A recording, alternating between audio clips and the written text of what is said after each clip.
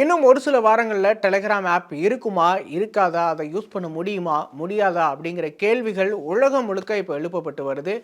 என்ன காரணம் அப்படின்னு பார்த்தோன்னா, டெலகிராம் உடைய சிஇஓ பாவல் த்ரூ இப்போ பிரான்ஸ்ல கைது பண்ணப்பட்டிருக்காரு. அது மட்டும் இல்லாம ஞாயிற்றுக்கிழமை வரைக்குமே அவர் வந்து கஸ்டடியில் இருப்பாரு அப்படின்னு சொல்லப்படுது. இந்த நிலை தான் வந்து ரஷ்யாவுமே வந்து அவரை காப்பாத்துறதுக்கான முயற்சிகளில் ஈடுபட்டு வருது. ஏன் அவரை ரஷ்யா காப்பாத்துறதுக்கு முயற்சிக்கிறாங்க அப்படிங்கிற கேள்விகளுமே எழுப்பப்பட்டு வருது. முதல் விஷயம் என்ன அப்படின்னு பார்த்தோம்னா, இந்த பாவல் த்ரூ, அதாவது டெலகிராம் உடைய சிஇஓ சில முக்கியமான ரூல்ஸை டெலகிராம்ல ஃபாலோ பண்ணல அப்படிங்கிற அடிப்படையில் வந்து இப்போ கைது பண்ணப்பட்டிருக்காரு பிரான்ஸ்ல. அது மட்டும் இல்லாம டெலகிராம்ல நிறைய விஷயங்கள் தவறா பயன்படுத்தப்படுது. தவறான செய்திகளுக்கும் தகவல்களுக்கும் அங்க வந்து இடம் இருக்கு அப்படிங்கிறத வந்து குறிப்பிட்டு அதற்கான தவறுகளை வந்து சுட்டிக்காட்டப்பட்டு தான் வந்து அவர் கைது பண்ணப்பட்டிருக்காரு. ஆனா அதை அந்த சிஇஓ வந்து மறுத்திருக்காரு பாவல் த்ரூ.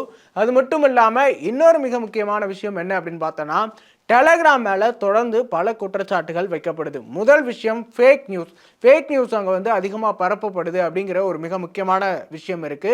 அதே போல தவறான செய்திகள் பரப்பப்படுறது போல இன்னொரு மிக முக்கியமான விஷயமா சில மர்ம நபர்கள் அல்லது தவறான செயல்களில் ஈடுபடக்கூடியவங்க குரூப்பா வந்து அங்க இணைச்சு தவறான செயல்களை வந்து செய்யறதுக்கான முயற்சிகளில் ஈடுபடுறாங்க அப்படிங்கிறாங்க. அதற்கு எக்ஸாம்பிளா குழந்தைகள் தொடர்பான பாலியல் விஷயங்கள் அல்லது பாலியல் தொடர்பான விஷயங்கள், பெண்கள் தொடர்பான விஷயங்கள், இந்த மாதிரியான விஷயங்கள் அதில் அதிகமாக பரப்பப்படுது அப்படிங்கிற குற்றச்சாட்டுகளுமே வந்து டெலகிராம் மேலே இருக்கு.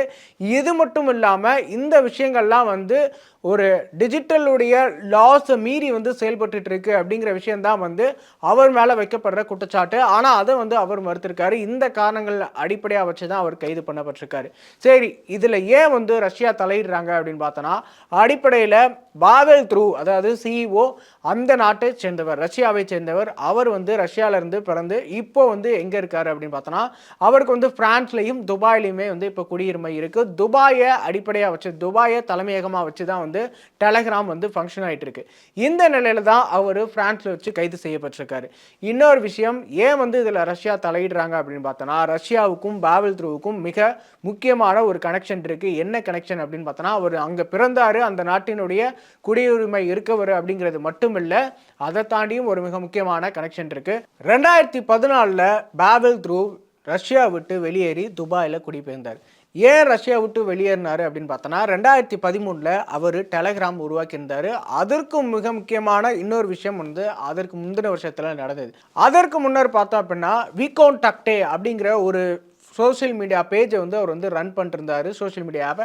ஸோ அந்த ஆப் மூலமாக வந்து தான் வந்து அவருக்கு நிறைய த்ரெட் வர ஆரம்பிச்சது. அது மட்டும் இல்லாமல் அந்த ஆப்பில் இருக்கிற எதிர்க்கட்சிகள், அதாவது ரஷ்ய நாட்டினுடைய எதிர்க்கட்சிகளை வந்து முடக்கணும் அப்படின்னு சொல்லி அப்போ ஆளுங்கட்சியாக இருந்தவங்க அழுத்தம் கொடுக்க போய் தான் வந்து அதை வந்து நான் பண்ண மாட்டேன் அப்படின்னு சொல்லி வந்து அவர் ரஷ்யா விட்டு வெளியேறாரு. அதாவது அந்த ஆப்பை வந்து முடக்கிடுறாரு. முடக்கினதுக்கு அப்புறம் வந்து டெலகிராம் உருவாக்கிட்டு அதுக்கப்புறம் வந்து 2014 டெலகிராமை உருவாக்கின கையோட ரஷ்யாவிலிருந்து வெளியேறி துபாயில் போய் குடியேறாரு. அங்கேருந்து தான் வந்து ஃபங்க்ஷன் ஆகுது டெலகிராம். ஸோ அப்படி இருக்கிற பட்சத்தில் ரஷ்யாவுக்கும் பாவலுக்கும் இடையில ஒரு மிக முக்கியமான கனெக்ஷன் இருக்குது, அதுவும் பொலிட்டிக்கலாகவே. ஸோ அப்படி இருந்த நேரத்தில் தான் பார்த்தோம் அப்படின்னா, அங்கேருந்து துபாயிலேருந்து ஃபுல்லாக வந்து டெலகிராமை ஃபங்க்ஷன் பண்ணுறாரு. உலகம் முழுக்க டெலகிராமை கொண்டு போய் சேர்க்கிறாரு. உலகம் முழுக்க இன்னைக்கு டெலகிராம் யூஸ் பண்ணுறவங்களோட எண்ணிக்கை எவ்வளோ அப்படின்னு பார்த்தோன்னா, 95 கோடி பேர் வந்து யூசர்ஸாக இருக்காங்க. அதே போல் இந்தியாவிலையுமே வந்து 5 கோடிக்கும் அதிகமானவங்க வந்து யூஸ் பண்ணிகிட்டு இருக்காங்க டெலகிராமை. இது மட்டும் இல்லாமல் டெலகிராமில் ஒரு குரூப்புன்னு ஒன்று ஆரம்பித்தோம் அப்படின்னா, அந்த குரூப்பில் வந்து 2 லட்சம் பேர் வரைக்குமே வந்து இணைய முடியும் அப்படின்னு சொல்லப்படுது. ஸோ அப்படி இருக்கிற பட்சத்தில் ரொம்ப எளிமையாக வந்து ஃபேக் நியூஸை வந்து அங்கே பரப்ப முடியும் அப்படிங்கிறதான் வந்து டெலகிராமில் வைக்கப்படுற ஒரு மிக முக்கியமான குற்றச்சாட்டாக இருக்குது. ஸோ இந்த காரணங்கள்லாம் சுட்டி காட்டப்பட்டு தான் வந்து இந்த விஷயங்கள் அவர் வந்து கைது பண்ணப்பட்டிருக்காரு. அது மட்டும் இல்லாமல் இந்த விஷயத்தில் இப்போது அவர் கைது பண்ணப்பட்ட விஷயத்தில் அவரை காப்பாற்றுறதுக்காகவோ அல்லது அவரை வெளியெடுக்கிறதுக்காகவான முயற்சிகளையோ வந்து தொடர்ந்து ரஷ்யா ஈடுபட்டு இருக்காங்க. இந்த நேரத்தில் ரஷ்யா மேலே ஏற்கனவே வந்து மனித உரிமை அமைப்புகள் வந்து டெலகிராமை முடக்கிறதுக்கான வேலைகளில் வந்து ரஷ்ய அரசாங்கம் வந்து செயல்படுது அப்படின்னு 2014-15 வந்து குற்றச்சாட்டுகள் வைக்கப்பட்டது. ஏன் அந்த குற்றச்சாட்டுகள் வைக்கப்பட்டது அப்படின்னா, டெலகிராம் வந்து ஆக்சுவலாக ரஷ்யா, உஸ்பெகிஸ்தான், யுக்ரைன் இந்த மாதிரியான நாடுகள்லையும் முன்னாள் சோவியத் நாடுகள்லையுமே வந்து பயங்கரமாக வந்து யூஸ் பண்ணப்பட்டு வருது. ஸோ அப்படி இருக்கிற பட்சத்தில் அதை முடக்கிறதுக்கான வேலைகளில் ரஷ்ய அரசாங்கம் செயல்படுது அப்படின்னு சொல்லி அப்போவே வந்து ரஷ்ய அரசாங்கம் மேலே மனித உரிமை அமைப்புகள்லாம் வந்து குற்றச்சாட்டு வச்சாங்க. இந்த நிலையில் அந்த மனித உரிமை அமைப்புகள் மேல ரஷ்யா இப்போ பதிலுக்கு கேள்வி எழுப்பியிருக்காங்க. என்ன காரணம்? இப்ப ஏன் வந்து நீங்க உங்க குரலை வந்து பாவெலுக்காக கொடுக்க மாட்டீங்க, டெலிகிராமுக்காக பேச மாட்டீங்க அப்படின்னு சொல்லி கேள்வி எழுப்புறாங்க. இதற்கு பின்னால இன்னொரு மிக முக்கியமான காரணமா சொல்லப்படுறது என்ன அப்படின்னு பார்த்தோம்னா, சமீபத்தில் பிரிட்டன்ல நடந்த ரியாட்ஸ், அதாவது கலவரங்கள், அதற்கு பின்னால வந்து டெலிகிராமுடைய குரூப்ஸ் வந்து மிக முக்கியமான விஷயமா இருந்திருக்கு. அதுல ஃபேக் நியூஸ் பரப்புறதுக்கும், அதுல சர்ச்சைகளை தூண்டுற விதமான கருத்துக்களை பரப்புறதுக்கும் டெலிகிராம் ஒரு முக்கியமான இடம் இருந்திருக்கு. அதுல வந்து டெலிகிராமுக்கு ஒரு முக்கியமான பங்கு இருந்திருக்கு அப்படிங்கிற விஷயம் சுட்டிக்காட்டப்படுது.